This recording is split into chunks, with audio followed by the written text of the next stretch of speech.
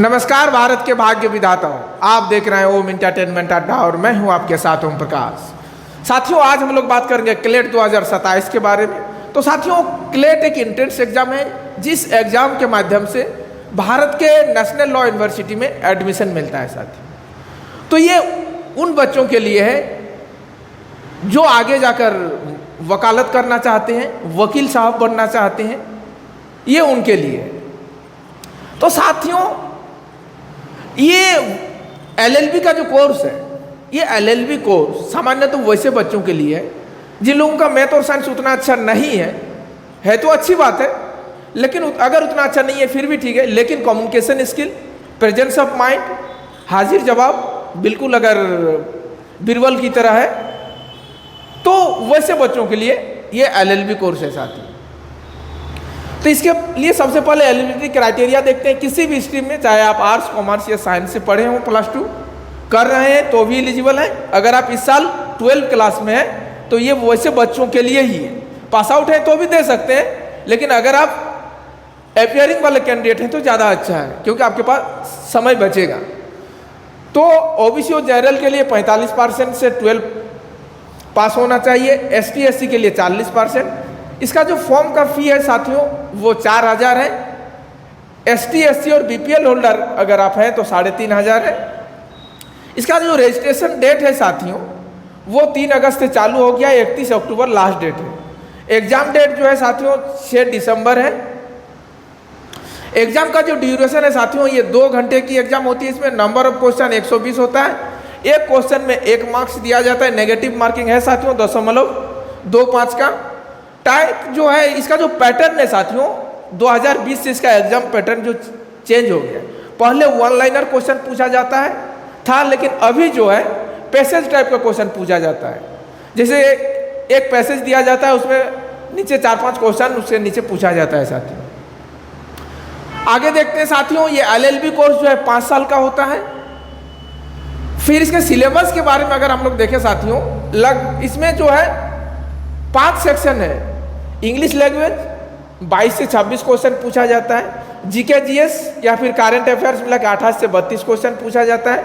Legal reasoning 28 से 32 question पूछा जाता है। लॉजिकल रीजनिंग 22 से 26 क्वेश्चन पूछा जाता है। और क्वांटिटेटिव एप्टीट्यूड जो बेसिक मैथमेटिक्स होता है वो भी 12-15 क्वेश्चन मैथमेटिक्स से भी पूछा जाता है साथियों। फिर ये सिलेबस की तैयारी कैसे और कहाँ से करें साथियों, तो इंग्लिश लैंग्वेज के लिए उसमें सामान्य तो पैसेज पूछा जाता है और हर एक पैसेज में 4-5 क्वेश्चन पूछा जाता है साथियों। फिर अगर GK GS या करंट अफेयर्स की अगर बात करें, GK GS के लिए लूसेंट काफ़ी है। अगर आप 9-10 क्लास का पॉलिटिकल साइंस का किताब पढ़ते हैं तो अच्छी बात है। फिर करंट अफेयर्स के लिए साथियों, करंट अफेयर्स के लिए एक डेली न्यूज़पेपर पढ़िए। सबसे बेस्ट है कि आप इंडियन एक्सप्रेस पढ़िए क्योंकि वो थोड़ा ईजी रहता है। द हिंदू थोड़ा टफ हो जाता है साथियों।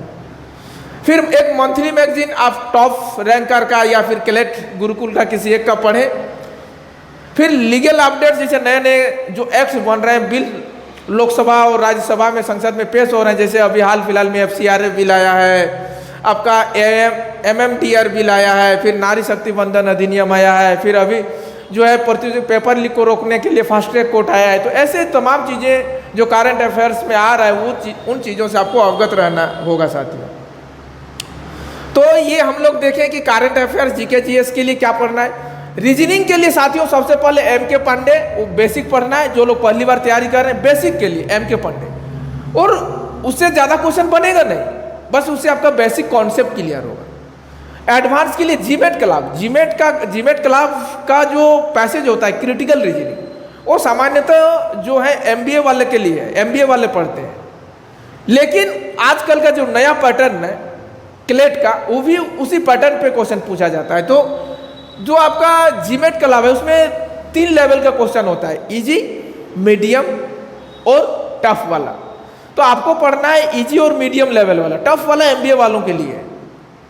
तो कम से कम वहाँ से 1000 क्वेश्चन है, फ्री में आपका गूगल में अवेलेबल है, वेबसाइट में जाइएगा फ्री में मिल जाएगा।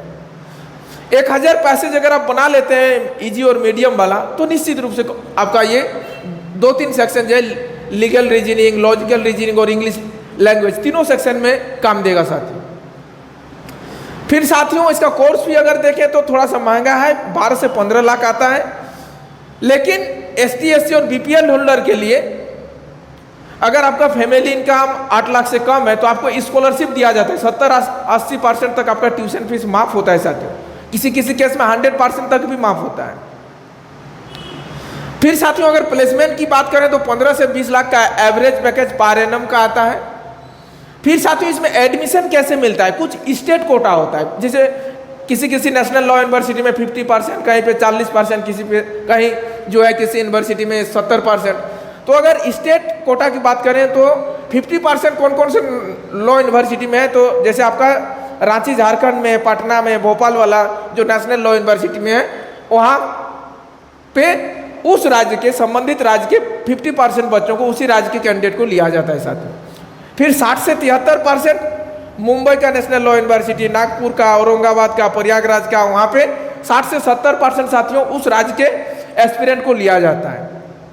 फिर नेशनल लॉ यूनिवर्सिटी बेंगलुरु में 27% उस राज्य संबंधित राज्य के भी अभ्यर्थियों को लिया जाता है।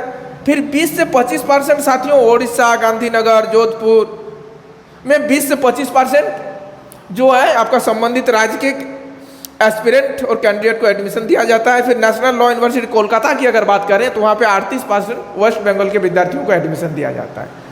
तो आज का हमारा ये विश्लेषण आप लोगों को कैसा लगा कमेंट में जरूर बताइएगा। फिर मिलेंगे अगले एपिसोड में, तब तक आप लोग अपना और अपनों का ख्याल रखें। जी धन्यवाद, शुक्रिया।